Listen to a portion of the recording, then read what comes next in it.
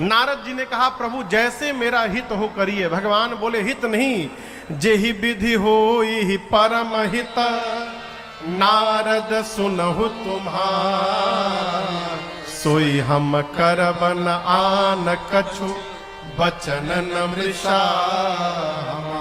हित नहीं नारद जी, मैं आपका परम हित करूंगा।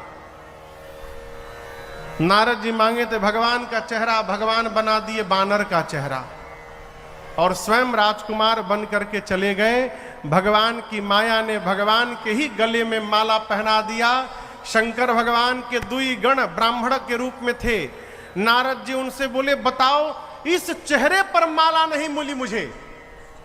बाबा के गण बोले इसी चेहरे के कारण माला नहीं मिली। पानी में देखिए, जल में देखे बानर का रूप, इतना क्रोध आया, दोनों रुद्र गणों को शाप दे डाला, जाओ असुर बन जाओ। और भगवान के पास चले, भगवान रास्ते में मिले, नारद जी ने शाप दे डाला।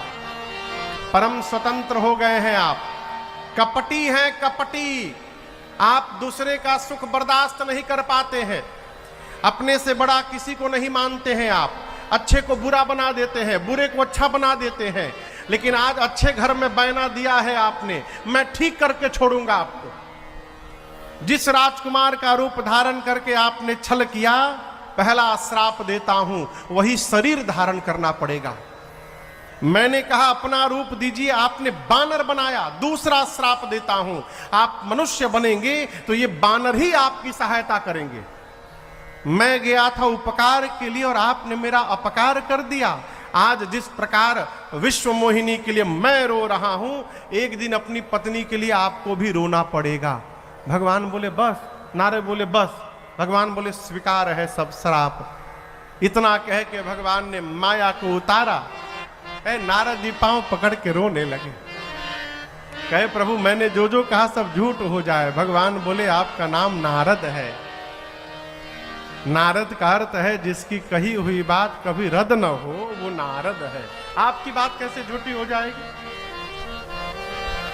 भगवान ने कहा जाकर भगवान शिव के नाम का जप करिए, हृदय को शांति मिलेगी। और मैं वचन देता हूं नारद जी, मेरी माया अब आपको कभी नहीं सताएगी। यह भगवान के जन्म का तीसरा कारण।